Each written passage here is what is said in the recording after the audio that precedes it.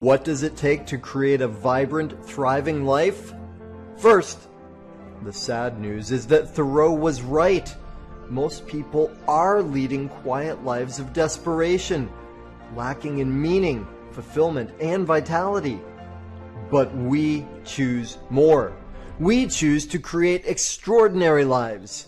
And the Art of Vibrant Living show entertains you with inspiration, empowerment, and education to create your life into a masterpiece. It's time. Let's vibe up. Aloha, y'all. Daniel Aaron here. I am your host, and this is the Art of Vibrant Living show. And we have a juicy show today. Maybe the juiciest topic of all. Shall we say it? Love, could it be? Before I tell you about our guest, amazing Amy, first, the show is for you to help you to create your life into a masterpiece. What does that mean for you? I don't know fully, but I bet you it involves freedom, it involves love, it involves vibrancy, and yes, hopefully we will entertain you. More importantly, though, empower you, which means also do something with this. This is my invitation. I implore you, take some of the wisdom, there will be a lot of it today, and do something with it. Apply it in your life. Now, that important word said, let me tell you about Amy Schoen, who is a certified professional life coach with a passion for helping singles and couples create loving and sustainable life partnerships. Amy maintains a professional certified coach through ICF, International Coach Federation, since 2016. She created the Motivated to Marry Dating Secrets coaching program. She's an award-winning author. She's appeared in the New York Times, Wall Street Journal, Washington Post, CBS Radio. I could go on and on. I'm going to pause it there because even better, Amy's here with us live. Thank you for being with us, Amy. Hi, thanks for having me, Daniel. Oh, I'm excited. I'm excited. You know, and I teased in my little intro there about this is the juiciest show ever because it, about love and partnership in an area where, gosh, I mean, that's what's the most important thing in life, perhaps. We'll see. But yeah, I have so many questions, my own personal questions, and questions about, how you work and how love works and successful relationships work. First, though, would you tell us, how'd you get into this? Yeah, really. It wasn't something you go to college and say, I'm going to be a love coach. Yeah, I got married at 25 out of grad school. And I thought life was wonderful, and and then life goes on. We're working, and then I hit my mid-30s, and life takes changes, and my now ex-husband, he took a job out of town, and realized it was his way of separating himself from me. And next thing you know, I'm going through a divorce. And I'm in my mid-30s without kids. And that was really the heartbreak of my life. I never imagined to be there, goal-oriented, New Yorker here. And I went to grad school and, everything. And so I had a business. I actually had another business at the time. And my whole world fell. And I had to pick up the pieces. Fortunately, I had a good team of people who supported me, and I learned, and I wanted to learn, what did I miss? How did this happen? And so I started, learning and going to classes just like my clients do. And I discovered a coach when I turned 40. And I was meeting people. I'm outgoing and extroverted, but I wasn't meeting the right person who would give me the life that I was looking for. And so with the coach, he really helped me dial in what was important for me, what I needed and what my life vision was. And then, I did meet my husband, and I got remarried at 42. And then I became the poster child for motivated for motherhood. And and I ended up actually having my son at 48. Hmm. So I'm an old chick with a teenager right now. It's been a journey. But people were coming to me and asking me, how did you meet your husband? And they knew I was pretty active and did a lot to meet him. I did everything, actually. I really did everything. And I didn't leave a stone unturned. And so people were coming to me and say, Amy, how did you do this? And I was at the time thinking I needed to change my profession. I had a women's clothing boutique, it was a 7-day-a-week operation. And, I knew that I needed to downscale my life or change my work. And so I actually discovered coaching or a career coach. Hmm. And I went to a coaching school that they were in person in the DC area where I live, and I loved it. I said, this is my home. This is what I need to be doing. And I knew that I was really like good at supporting people and helping them. I just had to learn how to be a coach because Hmm. coaches don't tell clients what to do. They empower them and they ask the right questions. And so there are a lot of people out there calling themselves coaches. And my big thing, and I have a blog post coming out about it, is who's your coach? Like, what's their training? Why are they calling themselves a coach? You have these guys who call themselves, they're pickup artists, right? They're cute. They're in their 20s and 30s. I can help you meet women, but they're not helping them create sustaining relationships. Hmm. You could pick up a woman and make her feel like crap, and then that's what they do. But in coaching, it's empowering my clients to really look at who they are and what they need in a relationship, and really kind of find that for themselves. Hmm. So, So, did I interrupt you? yeah, go ahead. Okay. So you said something that really caught my attention in there, which is when you, right after your first marriage ended and you were motivated and you got a coach, and I don't know if you said these words or you just kind of implied it, you started learning things, right? And as you said that, what triggered for me is, I think, tell me if this is accurate, but I think relationship, maybe like parenting, is one of those things that people tend to assume that we should already know how to do, right? Like Exactly, it's and like I had a children. exactly.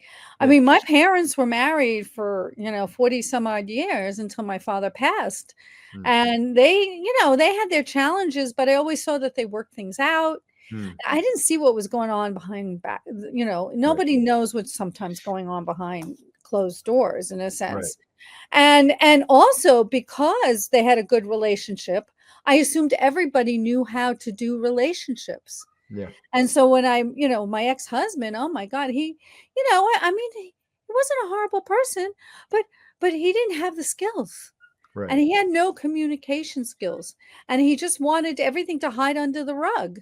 We don't talk about it. And a lot of it happens from the family of origin. It's like, yeah, we know it's not good. We just don't talk about it.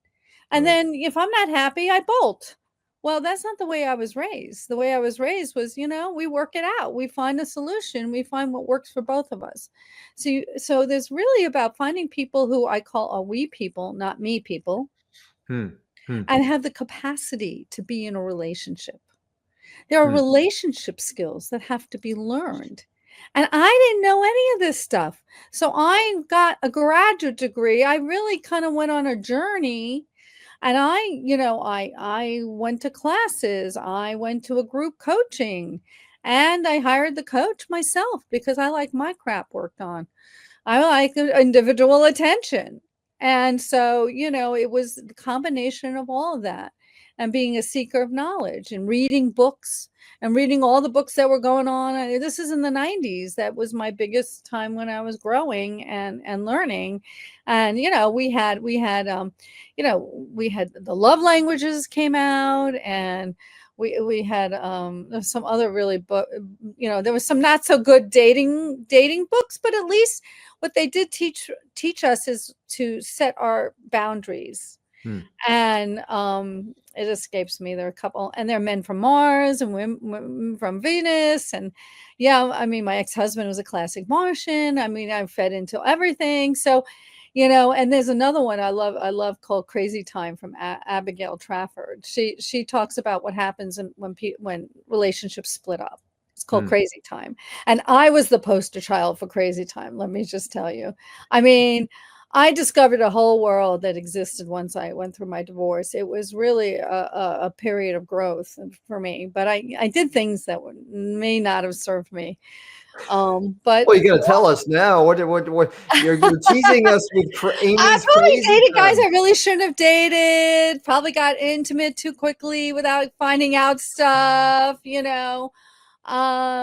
Just because I wanted to prove myself and that I was, desirable and worthy. And, my self-esteem was definitely stepped on, hurt through my divorce. And I had to work hard to, I had a therapist, and then my therapist no longer served me when I started dating, because she was a 65-year-old woman who never had to date since she was in college, right? And what did she know? And she was a nice person, but she kept saying, well, just get more information. And I'm like, no, that's not working. So I was in a support group for people going through divorces. Oh, okay. And they brought in speakers. And I heard this guy talk, and I said, I really like what he's saying. It resonates with me, that there were like, certain kind of plans, and you have to look at your life and create an ideal life, and all the things that it really resonated with me, and dating mistakes and dating myths. And so I signed up for his program. And the rest is history, and he helped me. And when I met my husband, we went to couples coaching with my coach. And he was very instrumental, in helping us really look at how our dynamic was, what worked, and what we have to be careful of too. Because, there's a dance that goes on, and whether it works or it doesn't work. And so I learned a lot about my husband, and we developed a plan for when things get hard.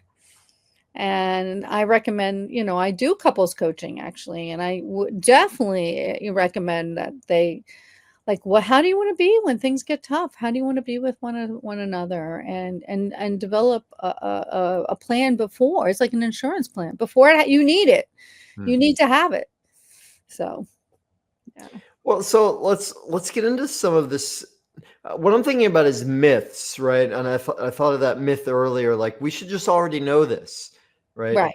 Yeah. And I think you just brought up to me another myth that I've heard, and I'm sure I even thought at some point in my life too, which is that, well, if it's hard, then it's a bad sign. Like that it shouldn't get hard. Love should be easy, right? Is that something that goes around in people's Well, I thoughts? think what I see is when it's the right relationship, there is a flow. Okay. It shouldn't be hard, actually. Mm. But you do need to know a way. The conflict's going to happen. That's inevitable. So you can't have two different people and not have conflict or disagreements, or I want to do this and I want to do that. And that's what I'm talking about. The we thing is the compromise. What's the compromise? And so, but what I find is that you do need to understand how you work in relationship and what the dynamic is. So let me give you an example. So when there's conflict, my initial reaction, okay, as an extrovert and as is to want to, let's talk about it. Let's deal with it now. Don't let it fester, right? Don't go bed mad or all that kind of stuff. And my husband, who's an introvert, his process is he pulls into himself and he needs to reflect and think. And again, what I learned when I was working both I've taken relationship coaching and stuff, is you can't work with someone when they're triggered. Right. So to having a cooling off period and agreeing, saying, hey, let's just talk when you feel like when we're both calmer. Well, Well, my so husband, sorry, yeah. let me interrupt on that for a second, Amy, if I can, or just interject because I want to hear the rest. But so does that mean, I want to make this really practical for the audience. Does that mean if either or both of the people involved realizes they are triggered, they're upset, they're activated, they're angry, sad, whatever it is, that should be a timeout? Like, let's just pause this now. We'll come back to it Yeah, later. Is before we that? say something we regret, Yeah. Yeah. that you can't take back. Yeah. I mean, I know some things my husband said to me that it depends on how good your memory is, right? But it's ouch, I mean, the ones that are closest to you hurt you the most. Yeah. That's natural, because they're so close to you. They don't mean to, but everybody's got their little shell. And and I work with a lot of people who are post-divorced. Mm. And even if they've been widowed, no marriage is perfect. I've Mm. heard widowers and widows tell me, we had these issues, I mean, and we had a good marriage. And so, things Yeah. always change, in the future. And so it's like, what do we want to do different next time? How do we want to be? And how do we be more aware and conscious and intentional about how Mm. we go into relationships? Mm. Well, so let's come back because I interjected there for a moment, and you were talking about your So extroverted tendencies. he has to leave. He leaves. And there's a funny story about we were on our honeymoon, and I take forever to get ready, the female shower and the hair and everything. And I said, call the restaurant and find out about, where, our reservation, and just confirm it. And then I come out, and then I said, well, did you find out where this and this? And he just like, because he's like, I can't win, right? And then so he leaves, and so just because of the work we did, then he comes back, and then I was taught in my family just to kind of use humor to kind of deflect things. I said, so how far did you get? And he goes, to the elevator. And so then we talked it out, and he said, we were a newer couple back then. I said, I'm sorry, I didn't mean to, I'm the strategic, I'm the one who thinks of all the details, but I have to think it through first before I ask him to do something. So, Mm. so now, we're learning how to be with one another. So, Mm. so, because he wants to do a good job. So to him, he was hearing criticism. Mm. I wasn't criticizing him, I was just checking it out. So, again, everybody's got their come from place. So, Mm. Mm. um, yeah. Well, so what else? What are the things? I mean, the things that you learned, but what are the common mistakes, or are there other myths? What are the things that where we unconsciously shoot ourselves in the foot when it comes to Yeah, so I relating? see a lot of my clients, first of all, they're looking at the wrong things when they look at people. So one of the things I do is I kind of adjust their dating radar, is I get really deep into what is their life vision, what do they want for Mm. their life first. Because Mm. if you're not going in the same direction, and if you don't want the same things, it's not going to work. You can be attracted to someone, you can have a passionate relationship, but in the long run, I've seen this doesn't sustain it if two people have different divergent goals. And then the second thing is your values have to be aligned, your core relationship values. So I really dig deep into that. We really pull them out. I get a list of values for my clients. I can get about 2 dozen. I got 50 for one of my clients, 50 Mm. values. And they're described. They're not just like integrity.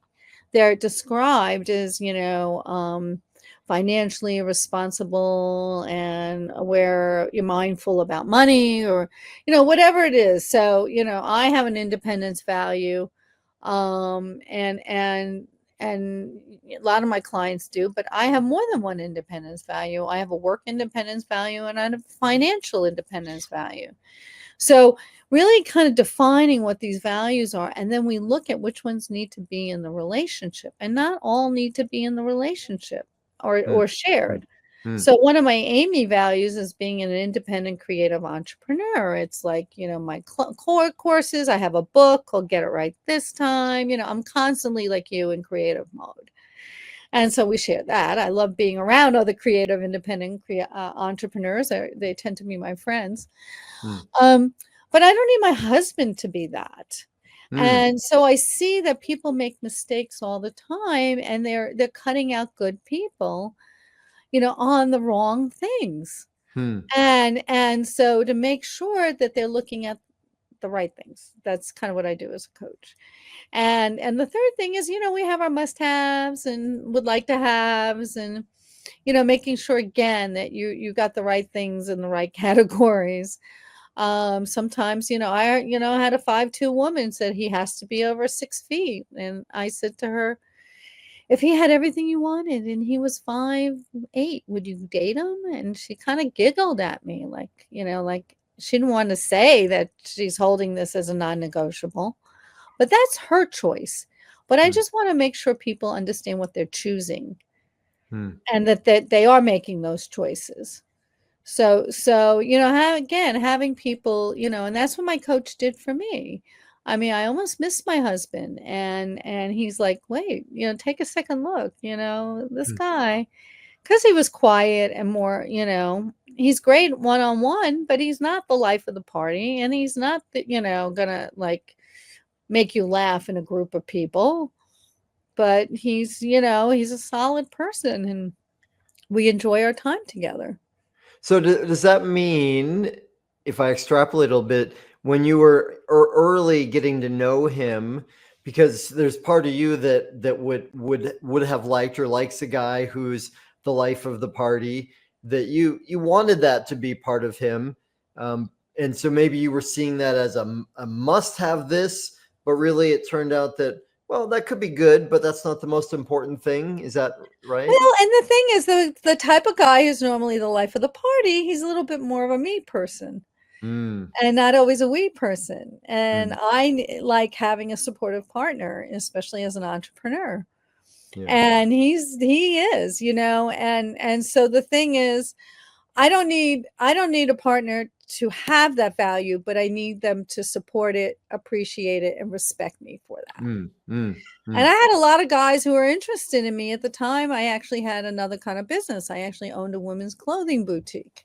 And so these guys would walk into my store, like check me out, like say, hi, how are you, and then run the other way because they're like, I'm not what they need. They want a different kind of woman in their life. And so, I'm not a time person, love languages. I'm a quality. When I'm with you, I'm there with you. I'm present. But I'm not a quantity person. I'm a quality person, let's just say.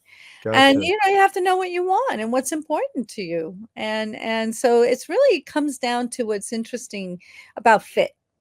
Is this person a good fit for me? And when it doesn't work out, it's not about you're not a nice person and I didn't enjoy being with you, but you're just not a good fit for me. Right. And my clients are much more confident and they're able to say no thank you in a nice, respectful way. And they just are much more at ease with the dating process. That's what I hear, when they've done the coaching. Yeah.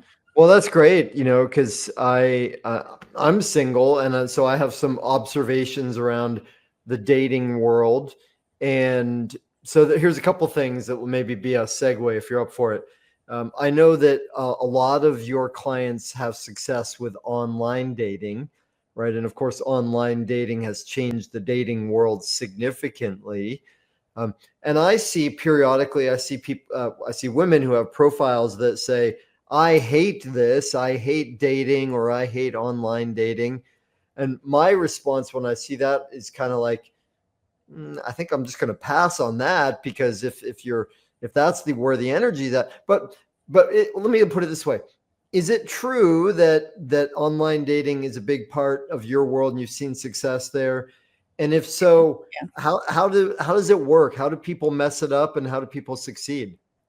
Yeah, so again, people who have a sense of adventure and they're just going to go out and see who's out there and they take it. So online dating is a tool. Mm-hmm. It's a way to reach people you normally never meet, Mm-hmm. even if they could be in your backyard. Hmm. Because you just don't go in the same places, you don't cross the same paths, or you do cross paths with that person and you just haven't connected. Hmm.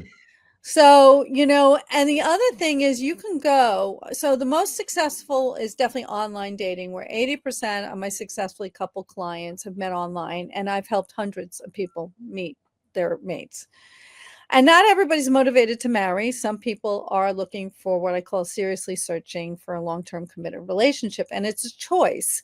So, in coaching, it's about what you're choosing. So, there's no judgment here. I'm not one person that everybody has to get married. If the person wants to get married and that's their goal, then I'll support them on their goals. If they don't want to get married and there are reasons for that, especially with my boomer clients, a lot of it's financial, or, there's just a lot of reasons why people can't, or don't want to get married at a later point in life. So, or even in an earlier point in life. I have a nephew who's now 50 and they've been together 25 years and they're not married, but they live in the same house and they are acting like they're married. Mm-hmm. I don't know what the state of California would consider them at this point, right? So the second way my clients meet is through introductions. We Mm-hmm. meet people through people, but you have to learn how to ask. So most people are asking in a way that you're not going to get help. It's like, do you know anyone? Well, that's like a deer in the headlights. It's like they can't think of anyone. But, and through my training, I teach you to say the things that you need, the 5 to 7 things that you want to meet the kind of person you want to meet. And so it jogs their memory, or they're going to think about it. But we also talk about who are you, where are you going, where are you hanging out, and people do meet people through other people. So really kind of maximizing that opportunity. And the third, of course, is where you hang out and where you spend your time. But, a lot of us are very busy. My clients are busy. I have single parents. They're taking care of their parents. It's a lot of times, getting out is not always as easy as they would like. Hmm. And some people, are afraid of, getting sick. I mean, if they have certain places, I have an elderly parent, so I choose very carefully where I go and when I go and stuff like Hmm. that. Hmm. So, that's the third way that people have met in my clients. So the online dating strategy has definitely been a good way to meet, and you get to see if people are motivated, if they're honest. Hmm. Yes, there was a whole thing about scamming and recognizing scammers, but you can be scammed in a bar. You can meet somebody in a bar, and I had a guy who came home and stalked me. I mean, so you don't know who you're meeting. And so, it's all about how you qualifying people. I think some Hmm. people really like the process because they're vetting people, Hmm. and there's a way to vet people. And so you're having a conversation, and then eventually, you know, one ways that my clients get away from the scammers is that they have to set up that they're going to meet the person with Right. in Well, 2 weeks let's to a month. Somebody hold they on. We lost you there yeah, for a yeah, I'm second, sorry. Amy. My We lost you Did for you a lose second. my video, my audio too? We lost all of it for a second. I think what Oh, you were saying though is that um, one of the sort of parts of the vetting process for people and a way to avoid scams is to actually meet someone. Is that what you were saying? yes, exactly. Like Yeah. when people put you off, and scammers won't get on video, although some of them are getting sophisticated and they all will get on video. Uh-huh. Um, but my clients, when they meet the right person, and this happens, all the time. And I just recently had 2 clients who met really great guys, and a guy, they message, and then they get on a Zoom call, and then they'll meet. And Hmm. usually this all happens within 2 to 4 weeks.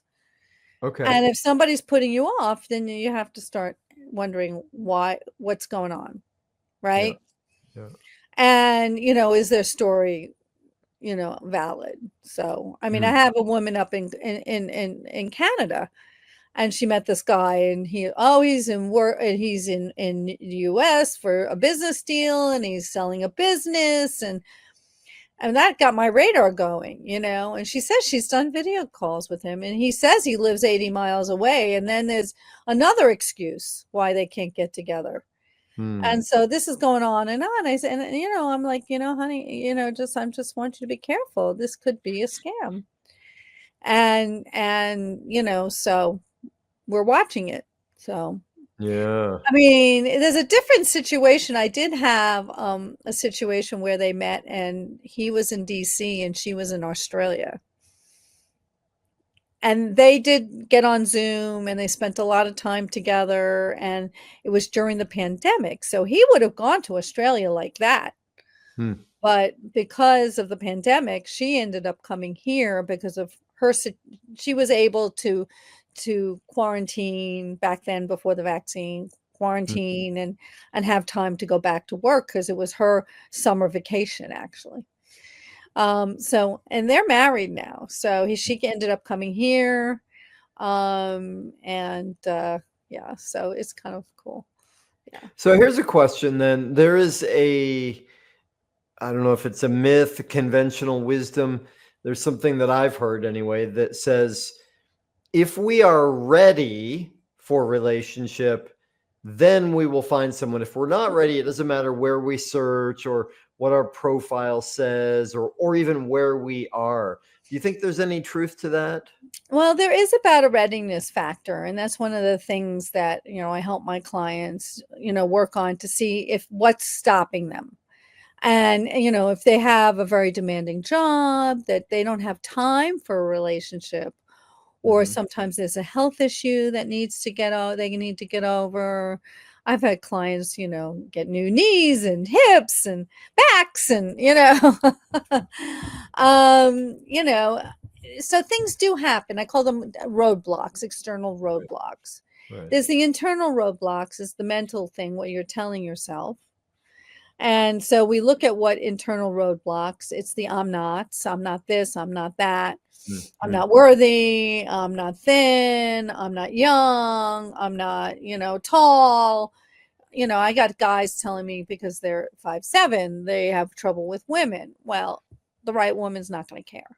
Hmm. So, um, and so, yeah, so I'm not, we look at the internal stuff, what's holding them back, and then as well as the external things. And so, sometimes my clients, I'm a life coach by training. We got to look at your whole life in a holistic system and say, is this working? Do you have space for a Mm-hmm. person to come into your life? Because Yeah. person wants your time. And so if you say, I only have 2 hours on a Sunday afternoon, most guys will like it. See you later. Right. They want to know that you're willing to make them a priority. And both people want to know that they're a priority as well. Sure. Um, so, a lot depends on that. A lot depends on the children, if they're kids, some of the women come to me when the kids, go off to college, Right. because then now they feel like they can put the attention back on Hmm. themselves. Hmm. Yeah. So, Well, and now I'm remembering as we're talking about this that you have a tool that helps people know their level of readiness. Is that right? yeah, so I created a quiz. It's called the mtmquiz.com, where you can go and there is about 20 questions or 19, 20 questions. And it's really about, seeing how ready you are for a relationship, and, what's your level of understanding, and do you where are your holes? What do you not know? I mean, we Hmm. don't know what we don't know. And so things like, would you know time frame? Do you have a time frame that you want to be in a relationship? Now, some people, want to be married within a year's time. They come to me and they say, I want to meet somebody in 6 months and be married within a year. Hmm. And that can happen, and a lot that tends to be more and more younger clients. Where Mm, my older clients are a little bit more open, and they're not as time oriented. It's more about the relationship and the quality of the relationship. And yeah. again, a lot of it, lots sometimes, it depends on the situation. I had a client, she was in her 40s, she met a single dad, and they were happy, to get, she was involved in the kids' lives. And then they went on, then I saw that she got married. It was 6 years later, Mm, and, um, it was on Facebook, actually. I'm like, "Karen, did you get married?" And yeah, and it turned out that the kids were launched, and they felt more mm, comfortable. When, like, college is done and the finances is done, that sometimes is when people get married. So a lot, there's so many factors, and mm. so each person has to make a decision. I mean, I have a single dad right now that I'm coaching, and he met somebody online, and he's actually in not in an area where there's a lot of women. So, he found someone wonderful, and he's divorced, and he's not so ready to get remarried so soon. But we did talk about a commitment ceremony where, they show that they're committed to each other. And she still has kids, and Mm. they both have kids that are still in school, like, grade school and high school and things like that. So, um, it's whole timing, when it Mm. comes to relationships. Yeah. Okay. Well, speaking of timing, time is flying by. So let me check with you. Is there anything that I haven't asked you, or anything that you want to bring forward? Well, I just want to share that there is a process, and people think, like, just you say, why do I have to work at love? You know, we work at weight loss. We get a coach for finding jobs. And sometimes, we need somebody to lead us through the path. And I like to think that I shorten my clients' learning curve, or at least improve their learning. And so really having a three-step process. The first step is to really clarify what you want and what's important to you, and that's your life goals and values and must-haves and would like to haves. The second step is to figure out where you're going to connect with those people. And we connect through values and interests and many different things, and we talk about how you're going to connect. And so I create what I call a personalized dating plan. So I have a way to look at, what sites you should be on, and what groups you should look at. And the third step is, when you meet that person, is now what? And I help my clients get into a sustaining relationship. Mm. And so knowing and having the tools and the knowledge to take that relationship to the next step, where you're getting your needs met, and you're able to really have the relationship of your dreams. I mean, that's what my clients get. I had a client just recently told me, she says, this is the best relationship. She's in her 50s, never married, but she had relationships. And she says, this is the best relationship I've had in my life. I can talk to him about anything, and we just work things out, and he gets me. And they were having the time in their life. They went to Iceland together, and my clients are having amazing lives. I mean, it's just I'm a in the sandwich gen here, so I just live vicariously through my clients.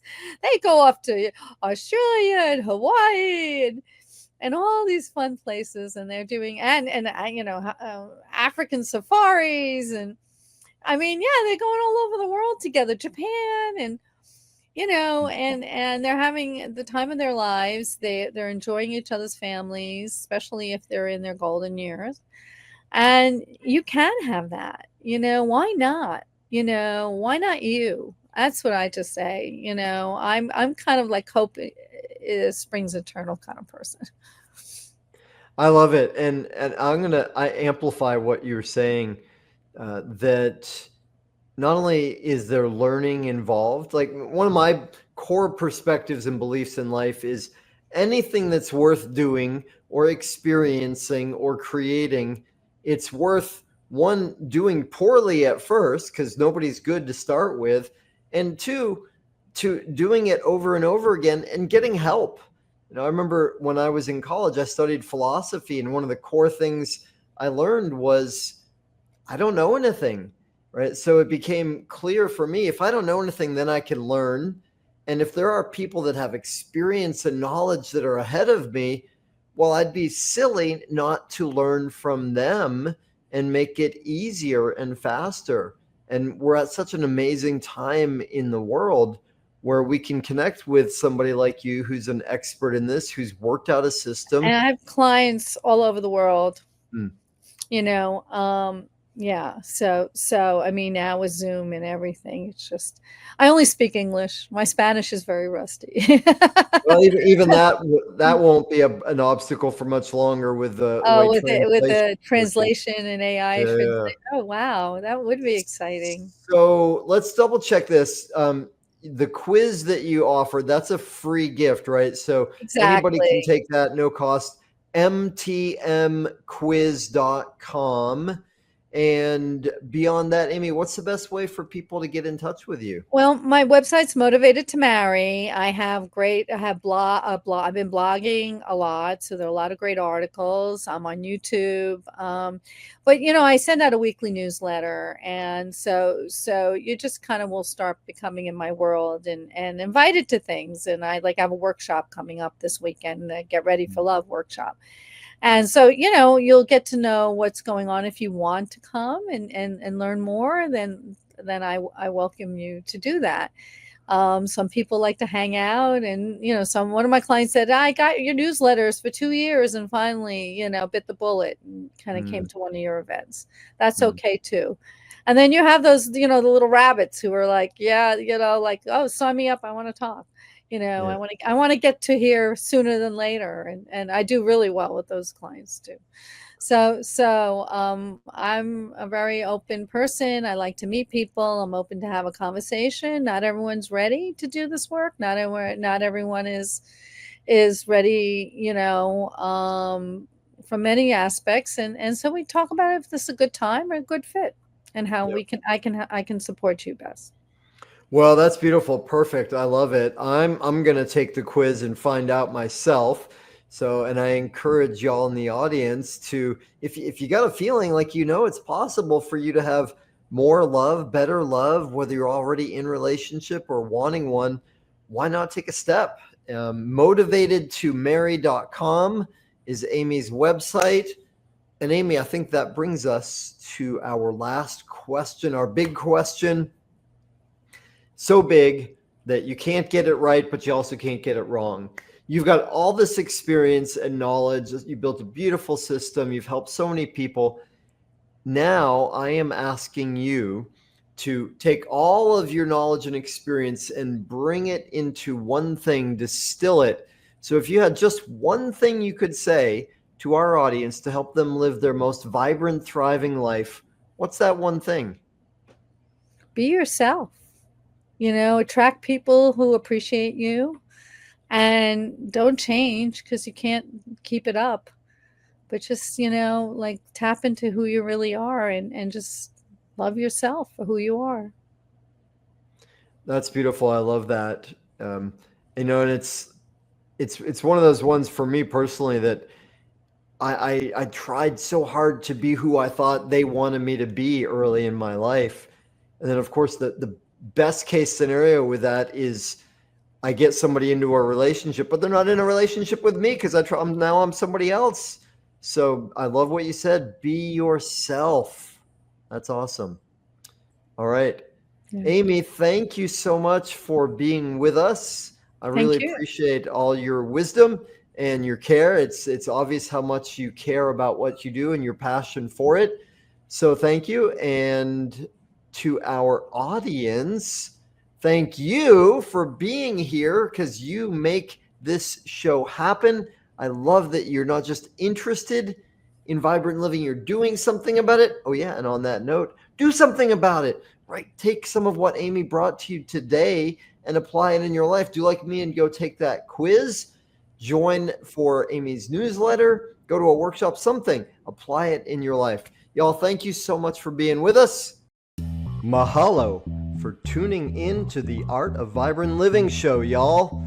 I'm Daniel Aaron, and may you live with great vibrancy.